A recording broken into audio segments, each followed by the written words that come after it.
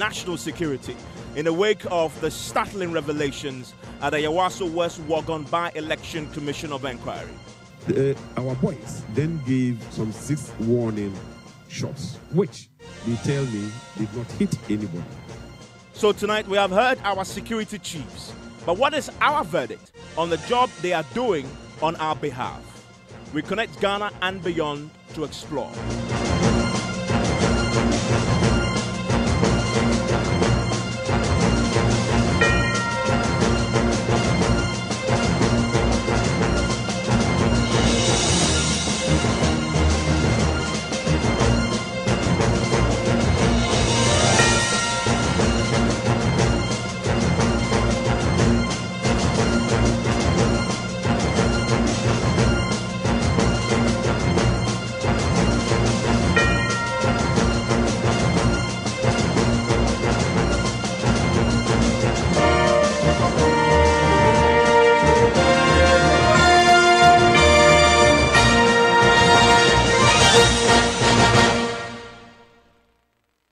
We connect after a summary of the day's news. You're welcome to the summaries of the day's news with me, Komla Adom. East Legon District Police Commander DSP George Asare has revealed he was sidelined from the Yawaso West Wuogon by-election security operation. Taking his turn at the Commission of Inquiry hearing probing the by-election violence, he also added the vehicle was taken away from him.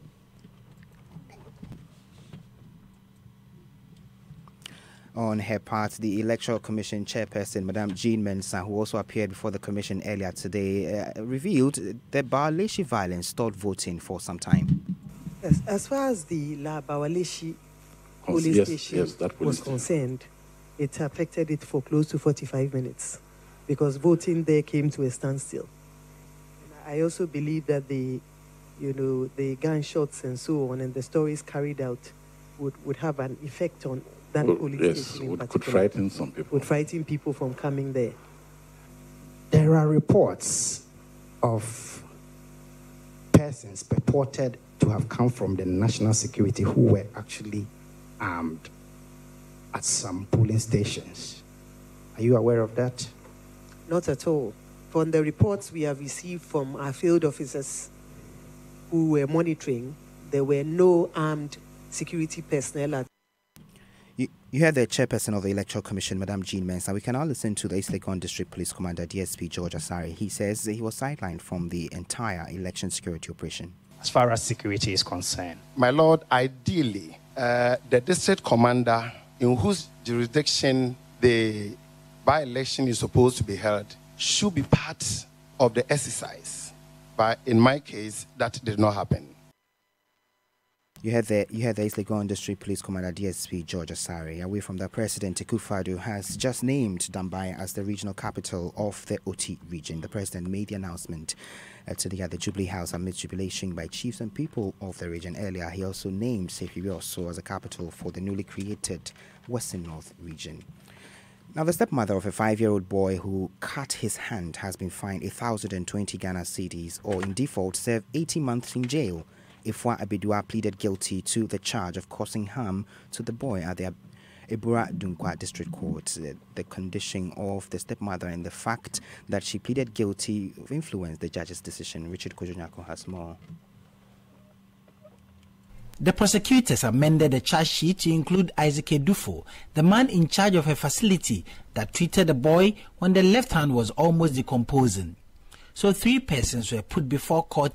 Ifwa Abedua, in a green outfit and a protruding belly, had tears streaming down her cheeks. Richard Kojunyako's report on the International Front, South Africa's telecom giant MTN has said it is unaware of a reason behind the deportation of its CEO from Uganda. Reports emerged on Thursday night that Wim van Helput, a Belgian national, was driven to the international airport and forced onto a flight out of the country.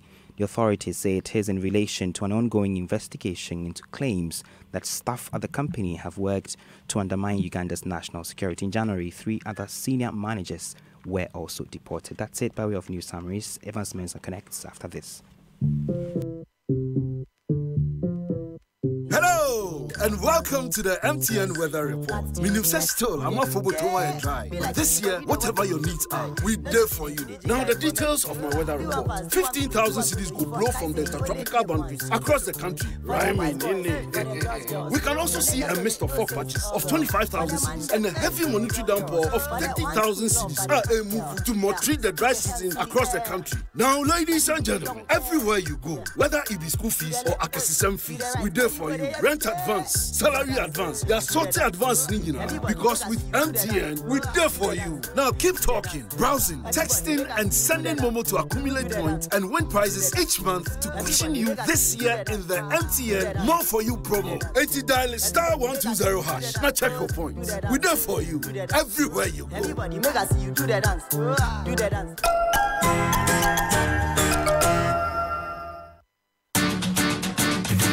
We give you nothing but the best. We stay above the rest.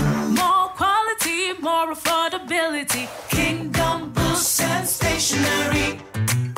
Everybody's going to the one and only shop where customer satisfaction is a guarantee. Kingdom Books and Stationery. Oh yes, with our 30 days credit facility with no interest charge, free delivery services, and our free consultation on setting up your office, Kingdom Books and Stationery is unmatched in our delivery of quality and affordable office essentials, equipment, and furniture. Experience world-class customer service in all our branches in Accra, Tema, Kumasi, Cape Coast, and Takoradi. Call us on 0302-764-101 or visit our website at www.kingdomgh.com. Kingdom Books and Stationery, your number one-stop shop for all office essentials and stationery. Terms and conditions apply.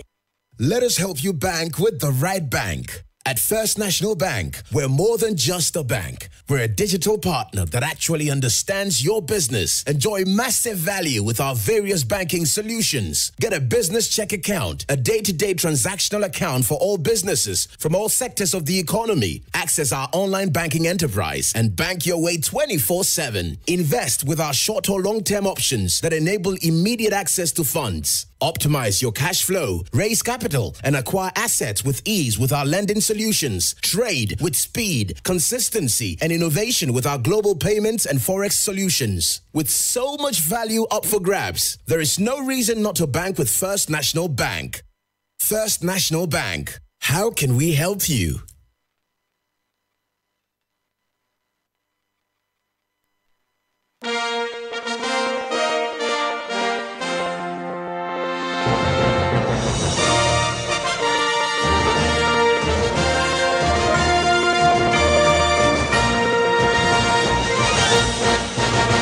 You're live on Joy 99.7 FM. My name is Evans Mens, and this is Ghana Connect. And the last couple of days, in fact, today and yesterday, you've heard our security chiefs like you've never heard them before appear before the Commission of Inquiry, probing the Yawaso West Wuogon by-election violence. A lot has been said already, but I wonder what you make of it. Remember that these individuals who appeared, from Kandapar to Bright Champon to Ambrose Derry to the security, to the police chiefs in uniform, they all work for you. They work for us. We pay them to be there. So the things you've heard this week, what is your verdict on all that you've heard? That is fundamental because they're doing a service to you. And you've heard them give an account of how they handle the Yawaso West Wuogon by-election violence, but also related matters, giving us an insight into how they work, how they coordinate. Let's hear your verdict. Stuff like this is what we've heard over the last 24 hours. From the information given me by the IGP, it does not belong to the Ghana Police Service. The SWAT team at the National Security Headquarters has some vehicles allocated to them. Some vehicles that have been painted as police vehicles because, in fact, they are police vehicles. To see who were outside that. But for me, his answer was definite. They are not part of my deployment, and therefore they are not part of my command. And is it therefore not surprising that police officer said that he was not aware of the people who were the SWAT team? And I have taken the liberty to ask him, why did you say this? His answer to me was, Minister, I had just got it out of my car. And he posed that question. At that point in time, I did not know anybody. So I said something to that effect. We need to investigate to see those who actually came, whether they were policemen or from the national security or wherever they came from. But I'm asking about, you say you don't know them. Yes, because all my men are not masked. There were people who were masked. Where are they from? Okay, so some of the clips from yesterday, today, but also what had played out in Ayawaso there. And there's a fundamental question we're seeking to answer today. Just trying to gauge how that has rubbed off yourselves who employ these chiefs and pay them. What is fundamentally your verdict? This is how you can join us if you have a verdict you want to share with us. Join us now on Twitter, hashtag Ghana Connect Live, Facebook, Joy 99.7 FM, or send us a WhatsApp on 0244 340 437 and we will call you back. Join the nation's biggest conversation now and connect to authority.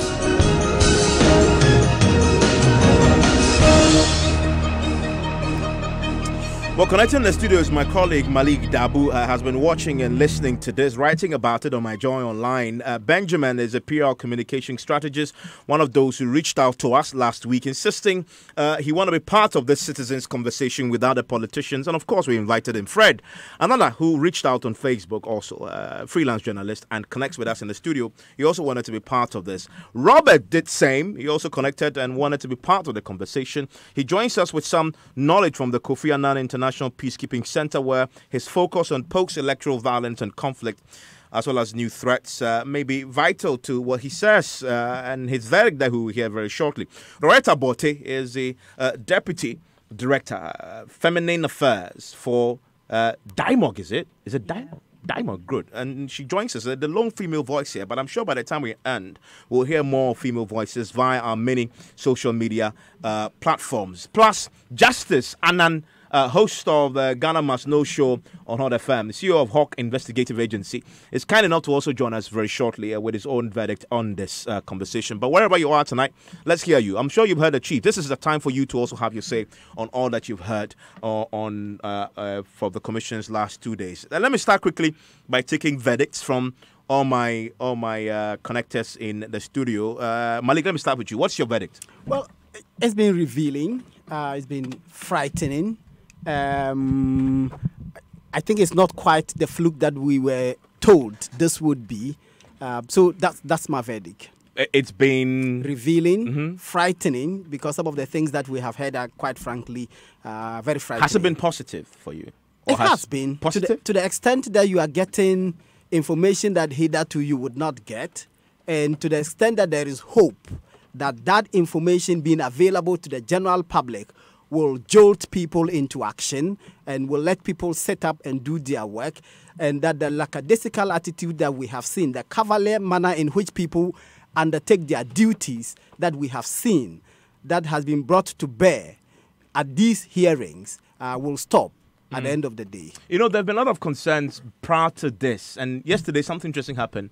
The police itself held a press conference whilst the chiefs really were speaking at the thing. So you get a sense of, if you were ever in doubt about what our national security situation is, yesterday, when you listened to both sides, you should know, right? Absolutely. That's the question. That's a poll question we ask people. And that's the question I'll ask you before I move on. I'll ask everybody as well. Having heard everything we've heard yesterday from Brian Champom, from Kandapar, from who else? Ambrose Derry. We also heard from the IGP at their own press conference and his host of chiefs. And then today, thankfully, we had more from the police operations, and then there's Legon, whatever.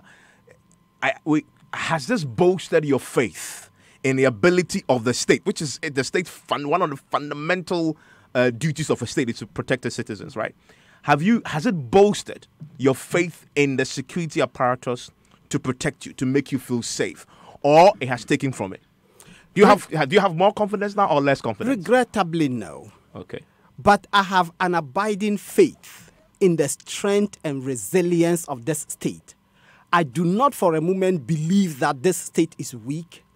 I think that persons who have sworn an oath to take key responsibility in exercising the power of the state are failing us, and that is clear from all the testimonies. When you hear the Inspector General of Police appeal to persons who are widely regarded as violating the law to stop acting lawlessly and asking their sponsors to stop sponsoring them, then you wonder where we have gone wrong. Because this is the man who is clothed with power. He's the person in whose hands the coercive machinery of the state lies. And if he knows that people are violating the law and his answer is to appeal to them to stop, that worries me. Okay. I do not for a moment believe that the police is incapacitated or lacks the capacity, the tools, the equipment, the training to deal with anybody regardless of that person's training, that person's strength. I do not believe that. What I know is that our police, and that was clear in the IGP's press conference, is a refusal, a deliberate or cowardly refusal to apply the law. And this dates back to all the incidences you are talking about. Yesterday was not the first time. If you remember clearly, Chiriponi, the Yendi district police commander at the time, granted our correspondent an interview in which he said clearly that they failed to arrest people who were shooting in broad daylight because they were politically aligned. Yeah. And this is what the commander said. And yesterday, that is what the IGP said, that any political party that intends to sponsor, to recruit, sponsor, train, should denounce them, that they are appealing to them, and that the denunciation will embolden them. Why does the IGP need any emboldenment to do his work? No, but you also heard Kandapa, his boss, ultimate boss, say that vigilantism is one of the things that keeps him awake at night, and that he's doing everything, devoting all the resources, and that as a CDD, he's going to found a civil society group to do more work, etc., etc. Didn't that give you hope? And he got a befitting response from Professor Henry Temensa, which is what? Who said that if he, the one whose mandate it is to deal with these things and let her have a good night's sleep, is the one saying he loses sleep, then that worries her. Okay, Malik, hold your horses. Let me take the other verdicts. Let me take the ladies' verdict. No, I'll come to the ladies shortly. Aziz, yes, your verdict on all that you've heard from your security chiefs since yesterday. It's very disheartening. Okay. Very, very disheartening, especially where, for me, where I sit, there's a security failure. There's lack of coordination because there are gaps and inconsistency in each of the security couples, what they say. Okay. Based on what the information I have, especially a day to the election, as a citizen, I mean the intelligence I had picked, I had expected that the police, the other security agencies would have had those intelligence and then beef up security. That's why they send the marksmen there. Well, we don't know. We don't know who actually sent the marksman. Their identity is still... No, I mean, we know. The National Security Secretariat sent them. Well... Yesterday we heard that. Champong said that. Hey, I think I heard he said 25 or 35 of them. Not all of them are his people. So we are not sure. No, the people that went there to look for the arms, yes, who fired the 6 warning shots, were from National Security. Were from the National Security Secretariat. But is that their core duty? That's where the problem is.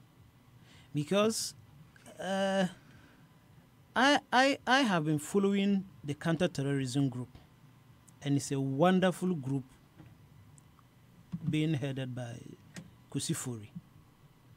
However, my worried, and I think he has been doing good work. I've been following them, land litigation cases, land gas, they are doing well. But this particular one, I think he has questions to answer. So the question that I asked again, because the essence of all this was to hear from our chiefs, render an account, and then we can come to a conclusion whether we are safe or not. And I asked that question, having heard everything you heard yesterday from everybody who is in charge of our security, has it boosted your faith in the state's ability to protect you? It hasn't. I'm more worried. Okay, so that's your verdict.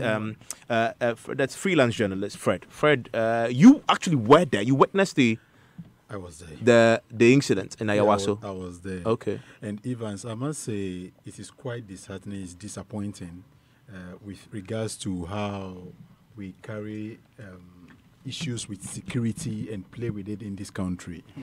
I am saying we are joking with our security because these same vehicles that we saw at Ayawaso West Wagon by-election, I personally saw these same vehicles at the OT referendum. Oh, you saw them? Yes, I saw these same SWAT vehicles there to enforce security. And what my disappointment is all about is for the fact that you are going to a peaceful terrain. You are going to encounter, let's say, citizens who are more or less without arms. When you are going there, at least your demeanor, your presence must communicate to the citizens you are going to engage. But Brian Champon said yesterday that he had intelligence that somebody had arms in the warehouse. And so if you're going to look for arms, you don't go there barehanded. You go with arms as well. And thankfully, I think we've all heard that same verdict being turned down in the sense that they said in that particular house where the intelligence was picked, there is no arms. Well, so how do we? He didn't exactly say that. What he said was that he's disappointed that the men that had been deployed did not follow up to actually go into the warehouse to ascertain for themselves really if there were guns there or not, and that he felt disappointed that he picked up they made 6 warning shots, picked up 9 people and left without pursuing the original objective for which they were there. And the words he was that, as far as he's concerned, they did not succeed in the primary objective for which they came there. But Evans, the same people whom we understand from the National Security Minister, Kandapa, who said that those people were not armed. So by what means did they fire gunshots? By what means? When you've picked up an intelligence, at least you have to be tactful in going about security issues. Going into a private residence, you know it's an election day. At least there are going to be activities.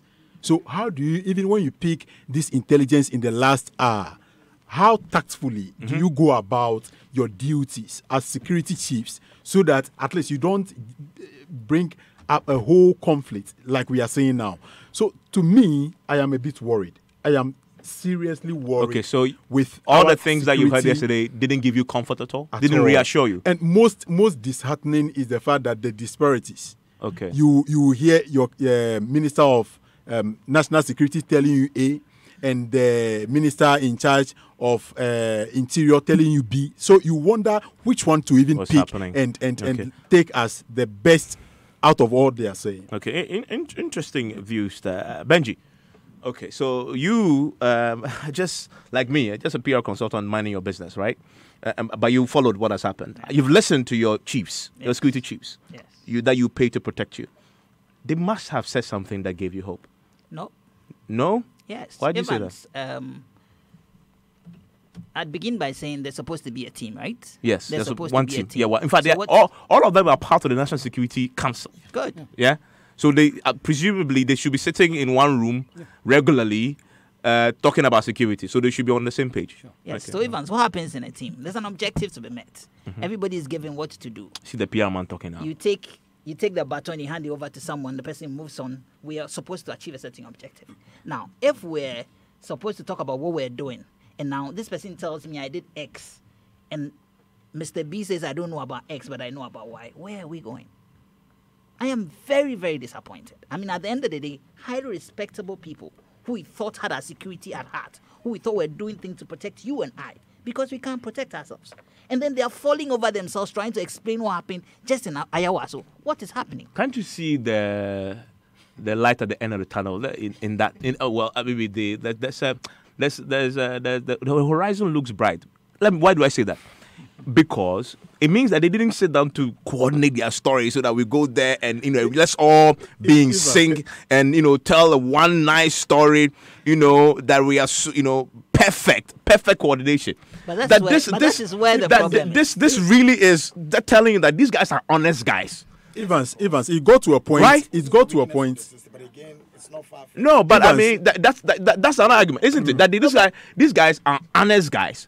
The IGP told the Interior Minister this. He came to say it. He didn't care whether it contradicted Kandapa or not. That is where I got a bit worried. Okay. I got a bit worried in the sense that, you see, these people were in their offices. They were not even on the ground in the first place. Why should they be in the ground? Thank you. So if they are not even on the ground and they are being briefed, whatever they are told, that is what they are coming to now spew at this commission. Yes, so what's wrong with that? And my worry is those who actually perpetrated this sort of violence, should they also be at the commission, and we understand we can't use their words or their witnesses or whatsoever, their testimonies against them. Malik has a bit of that to say about that. Where I get confused. Okay, hold on. Let me hear. Benji, you're done with your initial submission. So you're also saying to me that as a citizen, a period consultant just going about your work, having listened to your security chiefs that you pay with every month to protect you, you didn't feel reassured. I think we deserve better. Okay. I think we deserve better as a citizenry.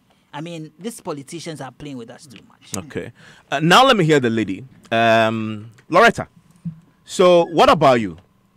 Okay, Evans, I want to say good evening to you and good evening to your listeners. Well, for me, the ambiguity in our safety as citizens has not been fully explored for me. See, the contradictions and the I'm not aware and I didn't know from the people who are actually supposed to know is very, very alarming for me. He was being honest. You see, that is what scares us. If this is the honesty, then that is actually what scares us.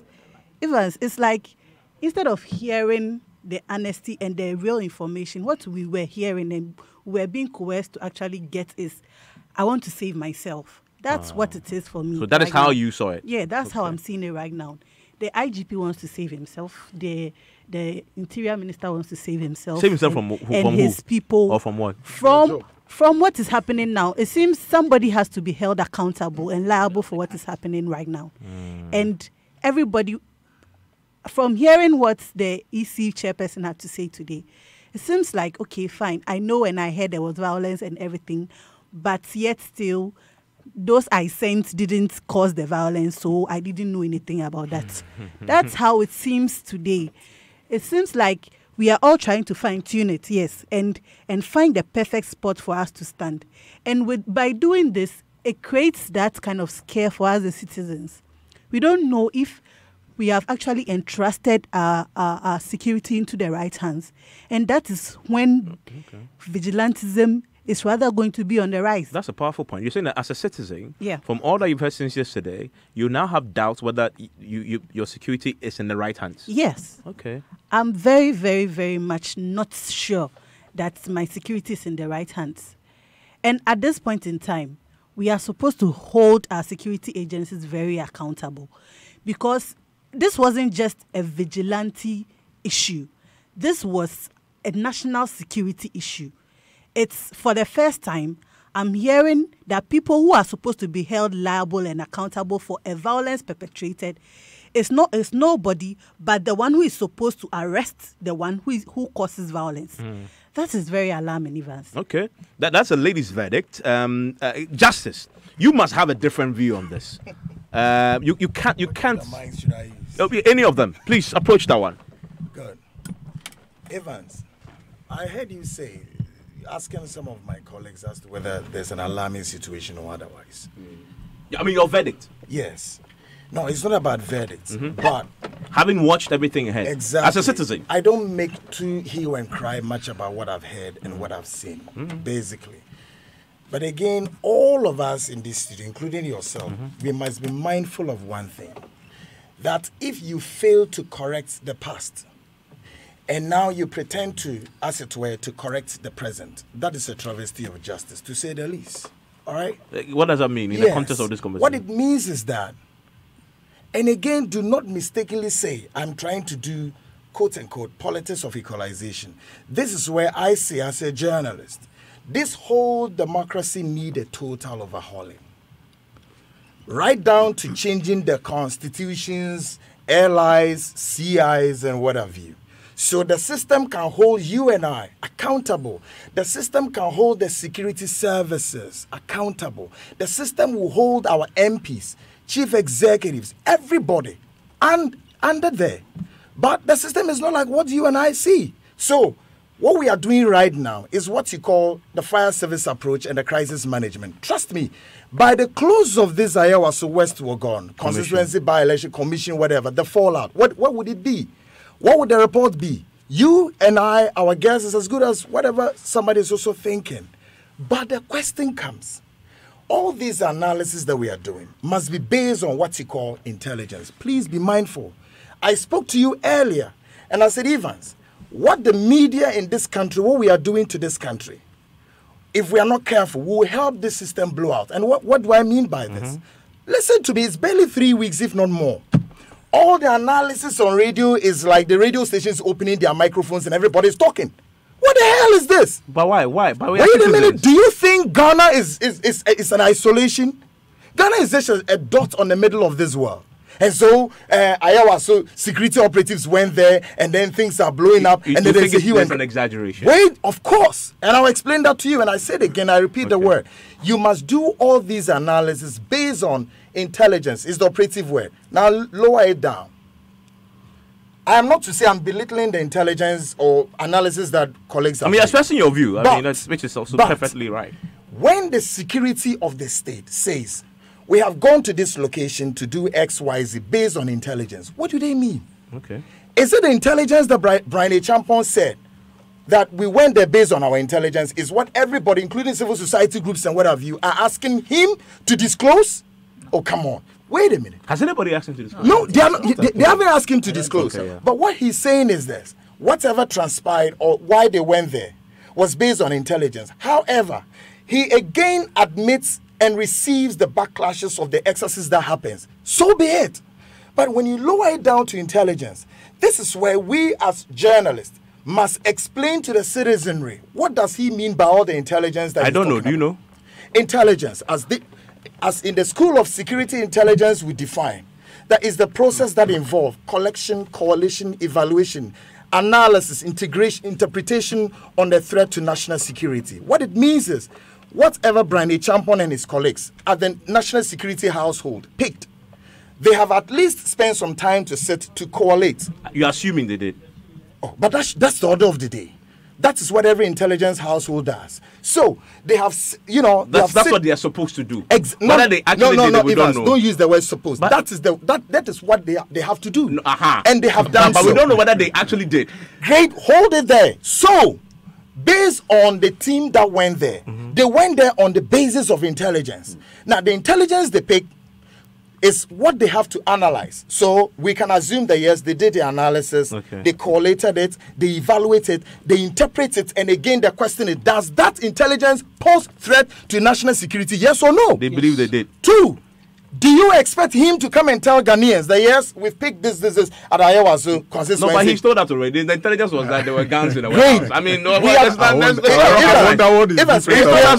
from a certain point. And then they went there and they didn't follow up. The Makula woman doesn't know all what you are talking about. You get it not. Please. No, please. When you were talking, I kept. I'm listening. What I'm saying to you is this. All this intelligence that they are talking about, yes, they might have gone there on the very day of the elections, or otherwise they should have gone there before or earlier. I mean, we know all these facts. Don't talk about might. We know the facts. Yes. The man said, and what I'm saying is this. We went there. They were caught in the crossfire as far as whatever triggered. Crossfire is, you're assuming that there's somebody else was firing. As we sit, are you telling me that it is all that we've heard, that those supposed national security operatives started firing, and what triggered the fire? I don't know. They said they fired. So if you don't know, then the question is, why are we spewing this information out there? No, it is coming from operatives who went to the ground and started shooting. Now, yesterday, are we saying that they did it out of normal? No, yesterday. To think of that human beings are there, so they just go and start shooting. Yesterday. Is that what we are talking about? Yesterday, we had the people themselves. And let me bring out this. Malik, you come in quickly, and Alice as well. Yesterday, we had the people themselves. So let's take their word for it. They said they got there. But at least you should allow me to. I'll come. Because the conversation will come. Yesterday, we had the people themselves say, me, I'm not an intelligence person. I'm just hearing my chiefs, right? Who are supposed to protect. They said we got there. There were people standing in front of the building. They sort of resisted, and so we fired 6 warning shots. We arrested 9 people, and we left. The intelligence said, guns in the warehouse.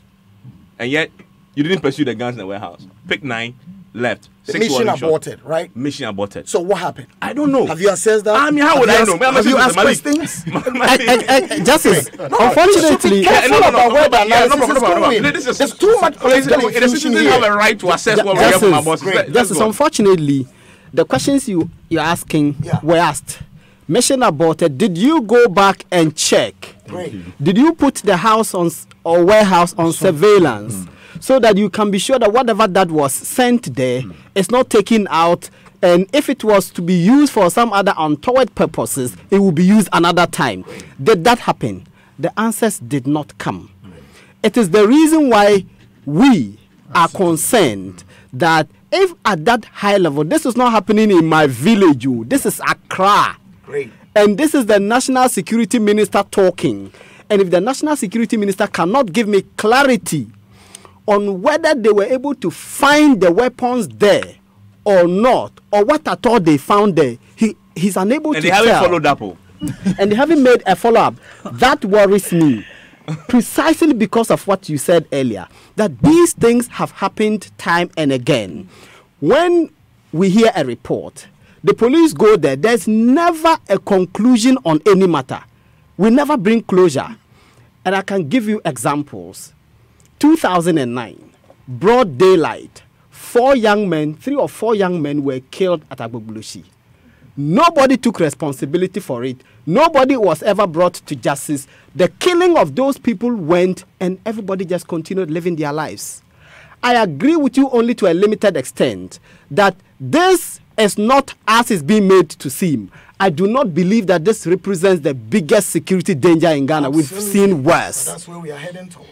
No, we have seen worse. I think what worries everyone is that having listened to the persons and the positions that they hold, there is no confidence that we are not dealing with these matters in the same manner that we have done in the past. That one would have thought that we would have grown past that stage. Why didn't we that do that? When those 4 young men were killed and nothing happened, that we should have said never again. And that the police from then should have decided that from then onwards, anybody who engages in any criminal act, regardless of the person's political correlation, religion, caste, creed, ethnicity, the person will be dealt with in accordance with law. And there are sufficient laws backing the police to do this. That we are not seeing and we are not hearing that happened. It is the reason everyone is concerned. Yes, I think my issue is we are all arguing on the basis that those sent there were national security operatives. That's what they told us. Not an assumption. That is an assumption. Why?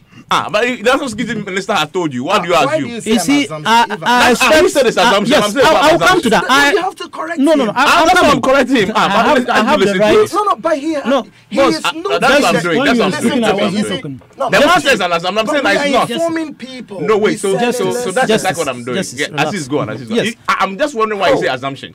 When the Brian Champo has said that the people are national security. Because there are contradictions. On that one, on the actual identity. Up to now, we don't know the actual identity. I don't understand what you mean by that. Evans, you work with Joy FM. Yes. When I walk in here and I say I'm looking for Evans Mensah, I will identify you, or I should be able to identify. Okay, so you mean naming the people? Yes. So who has claimed responsibility of those people are from I am. household? So that is what I'm sure if he asked by Champo that he can name the people. Yeah, but he hasn't done that. They've given the number of people who went, the categories of them. They can tell who they are. So what are you talking about? Remember, I think who was it that said if there was an in camera, he can give more information. I don't know whether I think it was Brian. It's Brian. Yeah, I mean those things you don't put out in the public domain. Good. The names of these people. But you see, none of the security couples accepted full responsibility. That's true. None of them. That's true. And that is worrying. And that is why I tend to disagree with Malik that this issue is the biggest threat to Ghana national security. Explain. No, when is wait. Let him explain. Those young men, from all what we are hearing, most of them have been graduated from a vigilante group. They have been integrated now into a national security force. By the way, Kandapa said it's possible. Good. Yesterday. He said it's possible. So you're not. Okay. You see, if you look at what happened in Sierra Leone, the Kamajo and the Duzu, they started as citizen vigilante. They were taking care of the society. They were protecting the society because there was a lack of trust in the police service. Eventually, when everything went on, they turned themselves. And that is the danger. You see, you would have given them some level of training, sophisticated training. After a period of time, if they are no longer active, what happens to the training? What happens to the guns? And this, in fact, even in the vigilantism, among all the political parties, NDC has more than one. MPP has more than one. there is the likelihood or that tendency of intra-fighting among the vigilante groups is there. Inter is there. Somebody goes to say, oh, when I went and strike, this was what they called me and sorted me out. Then another person says, oh, because you got this, I'll also go and do this. So it's a big national security threat. And Kandapa agrees with you, Loretta. See, Evans, I think what we are doing right now is we are changing the name of what is going on right now. What is going on right now is not vigilantism. It's what? It's terrorism. Yes, Evans, it is. Because, you see, vigilantism is not supposed to be like this. It's supposed to actually be. The operation fits into that. Okay, let's. Terrorism is quite. So justice. At least Aziz agrees, and I'll come to Benji as well. So this is it. A vigilante is supposed to be a person who punishes another person unofficially for a crime he has committed. It's actually supposed to be an anti-crime organization. Let me put it that way. Sort of take the law into their own hands, but for the protection of society, sort of. Exactly. Yeah, they have this, high sense of morality. And, yes. So this is it. We have political vigilantes.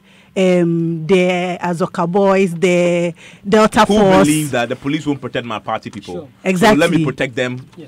Yes. Yeah. So this is it. Right now, what is happening, from what Malik said, there was killings at Agbogloshi. We have Triponi, etc. Somebody lost his eye, I think, in the NPP. Yeah, let my vote count. Yes, all these things. But you see, through all this trend, we kind of had faith in the police to work, even if they didn't. But this is the case where it was the police, in quotes, or the security agencies which were supposed to avert this situation, which are in control of this violence right now. That is why it is unprecedented. That is the worry right now. Because this is not the security force having a vigilante. No, they are supposed to be official security for the country. Yeah. So you can't call them vigilantes. Or I get the point that she's making. Even if you are assuming that they were graduated from vigilante groups, they were in the capacity of national security. So in this case, who are we holding accountable? The nation, the government, because they are supposed to be the ones, not vigilantes. No. I see. Benjamin. Hi. And I'll come to okay, so my issue, like I said earlier, I think that politicians are toying with us. They are really, really toying with us. Okay, now for me, to help the definition a little bit, say a member, vigilante, a member of a self-appointed group of citizens who undertake law enforcement in their community without legal authority, typically because the legal agencies are thought to be inadequate. Our politicians telling us that the police, the military, all the state agencies that are supposed to be working for us are inadequate, so they have to protect themselves? They don't trust them. No, but then at the end of the day, you are in government. You're supposed to be setting example for me.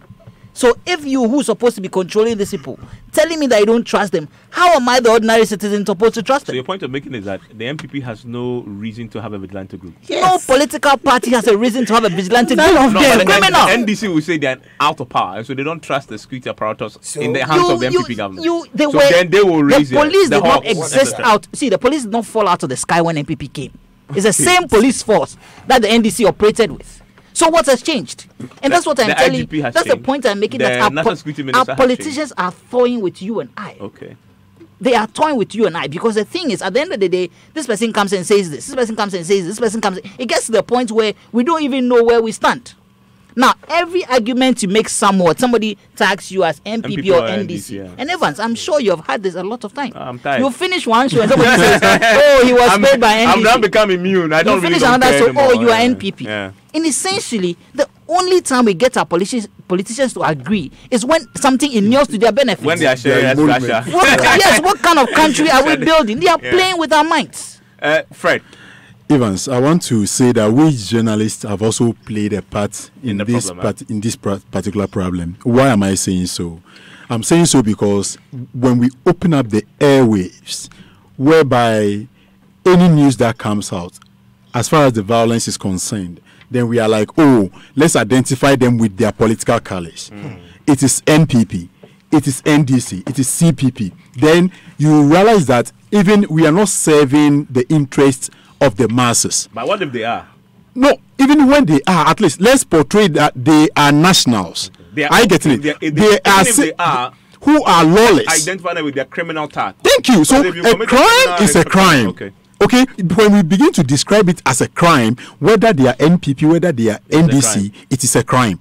Just like the Salaga incident right now. So you realize that when the people are arrested as being committed have been committed a crime, the police has that power to be able to follow suit and prosecute these people. But the moment we connote them with political colors, the NPP will be like, oh, they've mentioned NDC in this particular case. So let me quickly look out for how do we look for means to protect our people who have been arrested.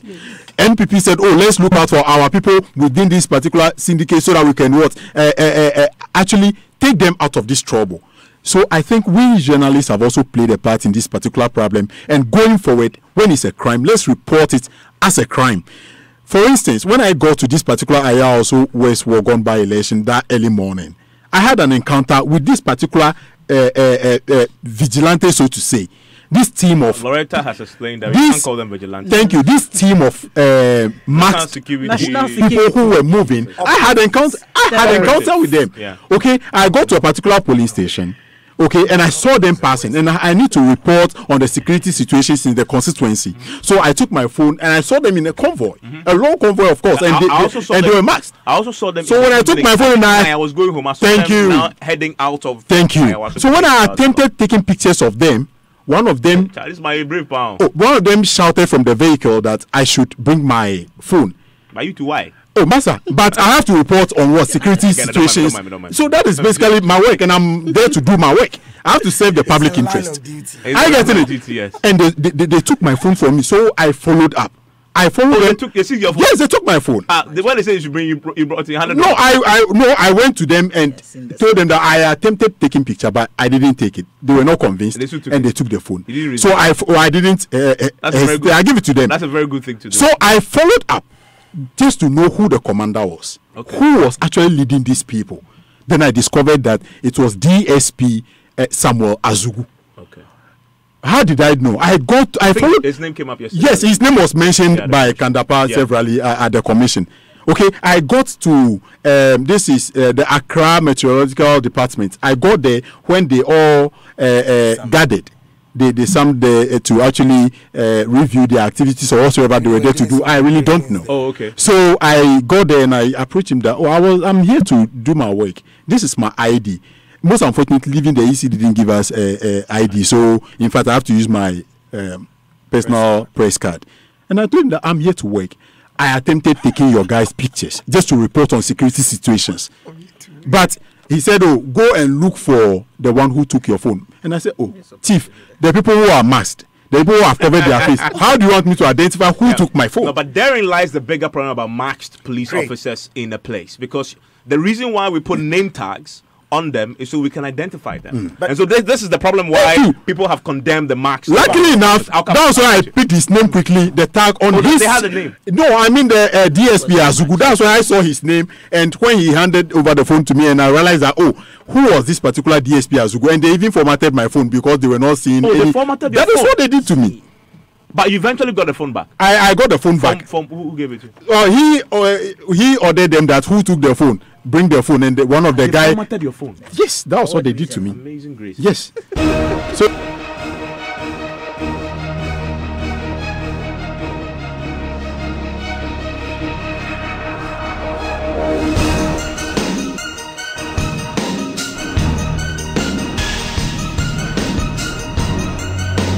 okay, so another conversation we are having is a citizens' conversation. So we put up a poll just to gauge how you are reacting to hearing all your security chiefs. It's the first time we've heard all of them speak as far as what they're doing to protect us is concerned. And so it's good to gauge how that reinforces your faith in the state's ability to protect you. And so What question did we ask? So we asked the question, do you trust the national security apparatus to keep you safe after listening to Ghana security chiefs at the Ayawaso West Ogun by-election commission of inquiry? You have to choose, yes, I trust them, no, I do not trust them. And at the end of the poll, we had 1,100 votes. Yeah, connecting with us. Yeah. Just 1.1k. Yeah. Okay, so yes, I trust them. What's the percentage? 27%. 27%. Yes, I trust them. No, I do not trust. 73%. A whooping 73%. However, you could pick up a few of those 27% guys who say they trust them, and they say some very fascinating things.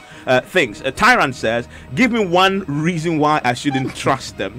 And Asantewa says, "Is war in Ghana? What makes us feel unsafe?" Yeah, Question. and Citizen Francis says, yes, I really trust them. Ghana is the safest place to be on the continent, and kudos to the president. Okay, I think everybody agrees with that. Everybody agrees with that. Yes. Yeah. Ghana is what? Ghana is safe. The safest place. Even this particular election, this particular. It's not because of the security that Ghana is the safest place. Anyway, maybe God is protecting all of us. No. People are creating the impression as if the skies are breaking down on Ghana. What is this? I mean, where are we So going? Ghana is the safest place to Why be. not? And even election 2020 can be safe. Benjamin, you disagree? It's because he just said to me that for taking videos of somebody is one or two. Oh, come on, my brother. Please, no, justice. That is when we get to the election 2020. These things start small. Too much of exaggeration. No, they start small and then they end up big. Justice. Just give me a second. Give me a second. Just a second. But I'll come to you. Yes, please, Benjamin, go on. If the police are supposed to protect me, is the same person that assaults me. How safe am I? Exactly. Let's be real. My father is supposed to protect me when people come to beat me in my house. Now you open the door and you come and my father is beating me himself. It means you're opening the flight. Your father is just to beat disciplining me. you. Yes. No. There's a difference between beating and discipline. Why is that beating? You understand? So at the end of the day, if my father was supposed to protect me, is letting me out there for people to beat me. What's happening? Okay, so you disagree? Ghana is the safest place. I disagree. Okay. Malik, quickly. I think I disagree with Justice on the what's the name? Benjamin. Ben on this one. The reason Ghana is the safest place in Africa, all of us sitting here are saying very critical things against the police, the national security minister, all of these people. All of us will go home and sleep in peace. We won't hear a knock from our doors, and that happens all the time. That you can say whatever you want to say and go home in peace. That is the clearest evidence that this is a very peaceful country, that you can say whatever you want to say to the powers that be and nobody will knock on your door. You must agree with that. You're going home tonight. After all the things you said about the security chiefs. That's the safest place to be. But you see, I'm not trusting my my security in the hands of the security of Ghana. I'm just trusting the democracy. You see, and you see. So you trust the institutions? Yeah, yes. Or the I don't say democracy. No. It's a vague term. No, so I trust in the constitution. Let's just say because the constitution is providing me with the freedom of speech, which is not being infringed upon, and that is what is keeping me safe. Let me say something funny but serious. The constitution provides the freedom of speech, but the security chiefs are providing the freedom after speech. Wow, freedom after speech. Yes. No, wait, the constitution is guaranteeing you freedom of speech. Yes. But the security chiefs, they are guaranteeing freedom after speech. From what we were hearing from the commission yesterday, they were saying they fired gunshots because they had people inside were having guns and the rest. And from the videos we're seeing, it wasn't guns that people were using. They were using their mouth. And the security was not providing them freedom after their speech. They were firing gunshots after the speech. Okay. Do you get me? It's not the security. Quickly, let's wrap up with the views on social media. Yes. So this one says, if you can't trust them, then trust God. Yes. If you trust God, you move out of Ghana. And that's Kofi Japan speaking. This one says, does it surprise you that the SWAT team guys did not enter the house to purportedly get the arms? The police folks interviews are giving us the true account of event as happened, and whatever happened. Well, this not so. Okay. Opemo says, why not? even at the time when we were told violence begot violence, we stayed in this country without losing hope in the security of the state. At the time where an MP was murdered, people were assaulted for seeking to picket at the seat of government, where demonstrators were bloodily brutalized, where media men not assaulted at the seat of government, etc. And so he is one of those who the 27%. The 27% that believe that yes, the 23%. No, well, I see now he's moved. It's moved. Again. Okay. 28. Okay. 28% who say they trust the state security to protect them tonight. Justice, you had a point to make. Great, Evans. I said something to you beginning of my submission that if Ghana, we fail to correct the past. Now, as we speak, there are stories coming in that not long ago, somebody has been brutally catalyzed at Tafo Pankrono or some sort. Even in spite of all that we are hearing, talking about Ayawaso and blah, blah, blah, but this is what a political party, what we are hearing recorded, similar violence that somebody has been brutally catalyzed. And I'm asking, is this what you call internal boot for boot? Beginning right now, even though we are doing, there's a commission. Now, I am coming to even the inconsistency. I'm coming to the inconsistency that you saw, as far as our security chiefs are concerned. Again, even with that, however, that yes, you would call that to failure of security arrangement. Yes, like you said, I'm sure you said this, that they should have been in a room to coordinate, come and say something. Yeah. So we're expecting that all of them would have unity front. Yeah. Unfortunately, that did not happen. But again, it also exposes a certain weakness as far as the security blog is concerned. However, that should not also be far-fetched and stretched as if to look that, Ghana is breaking. Evans, you and I oftentimes uses America, the world's most superpower, as the bridge. Come to think of this, not look too long ago, the U.S. security intelligence chiefs were on a conference. Whilst they were saying one thing to us, it were to give a breakdown and debriefing to Donald Trump about the need to still hold the U.S. forces in Syria, Afghanistan, and parts of America's, interest. Donald Trump comes to tell his security chiefs that they should go back to school. Because what Donald Trump is saying to them, there was a whole disjointed. Now, what you saw yesterday is almost similar to this. So if it happens in the U.S., it's okay to happen. No, I'm not saying that, but I'm saying that is not to say the entire security system, as far as the government is concerned, is broken. Let me get Aziz quick on your thoughts. Yes. Yes, I think I agree with Malik. Ghana is the safest place, but there's a creeping danger that we are not seeing Ghana is the safest place. It's the safest place, hand down. And I know, apart from South Africa, Ghana Police Service is one of the best. If they want to do their work, they will do their work. Yeah, that's a good condition. If they want to, they are the best. They can find a dead man buried in the concrete. Exactly. They found it. Because, for instance, if Honorable Kandapa is not aware, and if the IGP is not aware, they should find out the 5 counter-terrorism cars, pickups, that was dispatched to the Ayawaso. They were recalled. If they are not aware, they should find out who is in charge of counter-terrorism. But they know. No, I just want, maybe they are saying they are not aware, but no, I'm not being sarcastic. They were recalled. When they got back to the station, 30 minutes time, the incident happened. Who called them? Their commander. No. The commander of the SWAT. Are you saying this? Not the SWAT. No. Wait. Is he saying this on grounds of hypothetical? On grounds of my intelligence. On grounds of my intelligence. On grounds of my intelligence. The man has intelligence. What's the problem? No. I am saying that if the IGP is not aware, he should find out from the operational commander, not the regional police commander. IGP says not aware, so that one. Yes, so he should still go and find out that the 5 cars he's not aware. Everyone are not under him, so he's not. He can't be aware. No, I think the police commander is under the. The man said they are. I mean, they said they are not aware. Well, they are not aware. Is alarming. So Evans, I think it's a wake-up call. Yeah.